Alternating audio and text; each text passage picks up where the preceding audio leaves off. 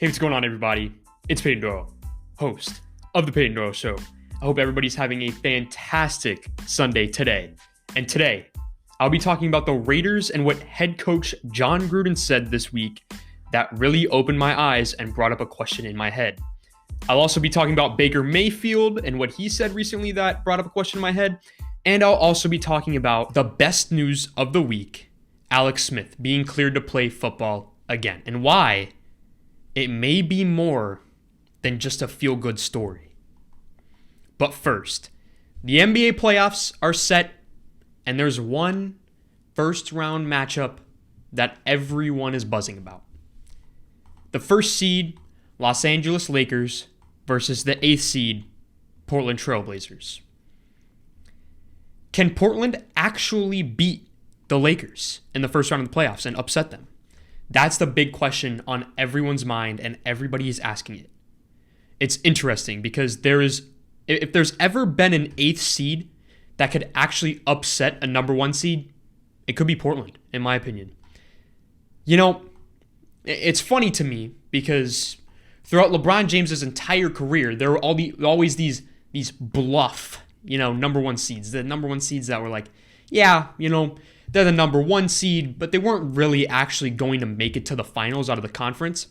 Like the Raptors with DeMar DeRozan and Kyle Lowry, the Celtics with Isaiah Thomas, they were the 1 seed that year. They had 58 wins or something. And the Pacers with Paul George, Roy Hibbert, the Bulls with D. Rose, Luol Deng, Carlos Boozer, Joakim Noah, Atlanta. They had that 60-win season with Jeff Teague, Paul Millsap, and Al Horford. But none of these teams were the favorites to come out of the East, right? Because we knew LeBron was going to beat them.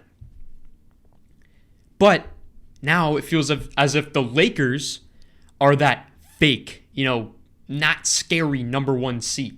Because they're not scary. They can't shoot.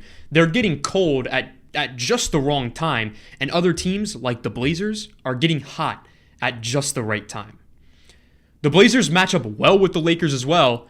And when we're looking at the Blazers, we have to take into consideration that they aren't really a true 8th seed, in my opinion. If they had Nurkic and Melo all season along with Dame and McCollum, they would be higher than the 8th seed, in my opinion. So we have an inconsistent Lakers team that has been struggling to put points on the board, and a Blazers team that has been putting up at least 120 points a night. The Lakers, they really couldn't make a three-pointer right now if the gym was empty. If nobody was at the gym, they would still miss wide open threes. We talk about the epicenter of the coronavirus now in South Florida. Well, the Lakers, they're now the epicenter for shooting bricks. They're awful. They miss everything. They're ice cold. Kyle Kuzma is inconsistent and extremely overrated. Anthony Davis, he's been above average for a center, and we all expected that. But for whatever reason, he doesn't seem to take over games like we all thought he could do. He has fallen out of the top 5 best players in the league now.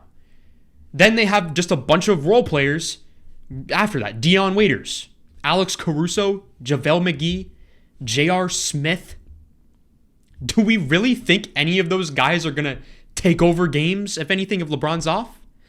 No, absolutely not. Look at Portland.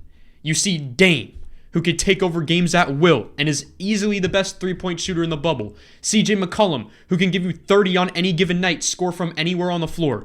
Melo, who can give you 20 on any given night, and he's been hitting clutch shots throughout the NBA restart. Nurkic, who just had 20 and 20 yesterday against the Grizzlies in a play-in game. So do I think the Blazers can upset the Lakers? Absolutely. Portland is hot at the perfect time, and the Lakers are cold at just the wrong time. All right, so now into other news in the NFL. So this offseason, when I was making my podcast and coming out with the pre-draft NFL power rankings, I told all of you that the Raiders have commitment issues with Derek Carr, with the rumors of him potentially being traded to Chicago and Derek Carr posting a random picture of him and former teammate Khalil Mack dapping each other up after the game. With no caption, it was very mysterious. Khalil was in a Chicago Bears jersey. Derek Carr was maybe hinting at maybe being traded to the Bears or maybe wanting to get traded to the Bears. And then the rumors of the Raiders maybe being interested in Jordan Love from Utah State. And then they go out and sign former second overall pick Marcus Mariota. Jon Gruden seems to be really happy about his backup quarterback and described him as a dazzling playmaker this week. That's a lot to say about someone who supposedly is just your backup quarterback. You know, the relationship with Jon Gruden and Derek Carr is a lot like those relationships where, everything's so great at first and it's all fantastic and great and they're the one long term and on and on. But then they start flirting with other guys, maybe drafting Jordan Love, who has a spectacular arm and seems more interesting than you. Maybe they all of a sudden think about dumping you for someone new, like trading you to Chicago. But then all of a sudden there's this new guy. His name's Marcus, right? And Marcus, he may be a little bit more athletic than you, maybe a little bit more dynamic than you, and he's won more playoff games than you. He's interesting and he's new. Marcus Mariota is the guy she told you not to worry about. How do you think that feels with Derek Carr?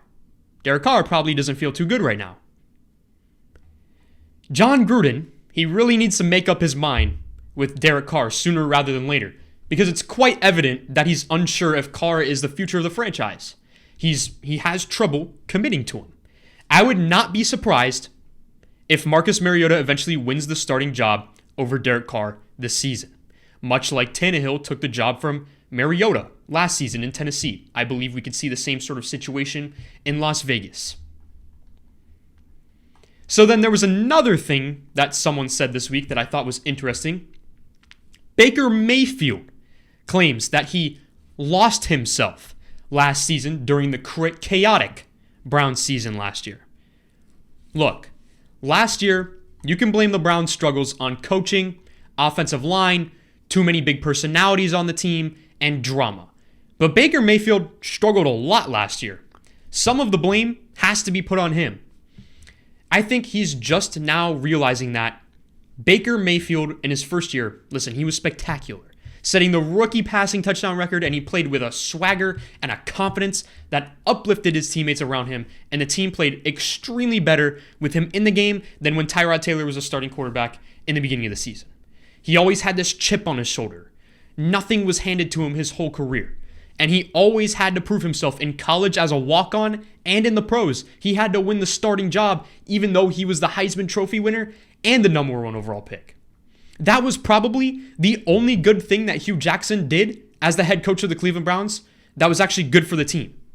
It taught Baker Mayfield a lesson that no matter who you are, what you've accomplished in the past doesn't matter. You have to earn it in this league. And Baker did. He earned the starting job over Tyrod Taylor. He earned it. And last year, he didn't seem to have the same attitude.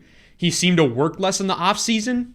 He seemed to lose that chip on his shoulder because he seemed to relax. He got married and maybe, started to relax a lot more in the offseason because he knew for the first time in his career, the starting job was handed to him. He showed up last season and he was fat. He was pudgy. He looked pudgy. He didn't really want to get a haircut or shave his beard. He looked like he let himself go. He didn't play with the same swag, the same chip on his shoulder that I was talking about earlier. He talked a whole lot without backing it up at all. He didn't want to walk the walk, but he wanted to talk the talk. This year, we see a more humble Baker, at least to the media. He claims to be working on losing weight, which is important because last year, like I said, he was pudgy. He hasn't been saying too much. He just wants to work, and that's perfect. You need to work, and then you can talk, because that work will allow you to back up the talk on the field. Last year, Baker didn't back anything up. He would just talk, and he would look like an idiot, and the team would look stupid. There's no excuses for Baker Mayfield this year. It is make or break for Baker Mayfield. If he throws 21 interceptions again, he's out. He's out in Cleveland. They'll move on from him like that. They don't care. They've moved on from Deshaun Kaiser in a year. He went 0-16, gone. But I think Baker Mayfield is going to show out this year and prove that he's a starting quarterback in this league, for sure. So now, to finish off the show, we have the best news today. and it's going to put a smile on everyone's face. Every football fan in the world right now is happy to hear this. Alex Smith has officially been taken off the Washington football team's physically unable to perform list. He is now cleared for all football activity. Now, while this is great, and I'm sure most of you are just thinking this is it for him, this is great, and he'll never be a starter again, and it's just a miracle that he's even, on a roster still. It might be even a miracle that he's even still alive. But I'm here to tell you that this is more than just that for Alex Smith. It's more than just a feel-good story. Alex Smith will be the starting quarterback for the Washington football team again. If you've been watching my show, by now, you should understand I am not very high on Dwayne Haskins. I think he doesn't have what it takes to be a starting quarterback in this league. So yes, I without a doubt believe Alex Smith, a guy who's led the league in passer rating not too long ago and has led his team to multiple playoff appearances and had Washington in first place in the NFC East at 5-3 before his tragic injury, is better than Dwayne Haskins, who threw for 7 touchdowns and 7 interceptions in his rookie season. Alex Smith, he's worked so hard. Do you think Alex Smith thinks, oh, yeah, this is it. I'm done. I'm just going to be a backup? Are you kidding me? He's worked way too hard. He's going to keep going. He's going to keep grinding and pushing in practice every single day because people like that go through something like that, they don't give up. Alex Smith is going to be a starting quarterback in this league again, whether you like it or not. And we all know that Ron Rivera, he's been talking good about Alex Smith. And he said if he's healthy, he will be competing for the starting job. Ron Rivera doesn't play games. He's not just going to throw in Haskins because he's the young guy and he wants to see how he is. If Ron Rivera truly believes that Alex Smith gives his team the best chance to win, Alex Smith will be the starting quarterback for the football team. I don't see how anyone can possibly believe that Dwayne Haskins gives Washington a better chance to win over Alex Smith if he's healthy. Mark my words right now, today, Alex Smith will be the starting quarterback for the Washington football team before the end of the season. Write it down. Keep it somewhere. Make sure to make fun of me all you want. I don't care. Just remember, in a few months, when Alex Smith is announced as a starter over Dwayne Haskins, I told you so. Peyton Doyle told you it was going to happen. Just remember that. So that's it. Thank you all so much for watching and or listening. Please make sure to like, follow, or subscribe wherever you may be listening. And please, make sure to follow the show on social media if you haven't already, at Peyton Doyle Show. That is at Peyton Doyle Show. You can find it on Instagram, Facebook, and Twitter. Thank you all so much for watching, and make sure to stay tuned for next week's episode. Thank you.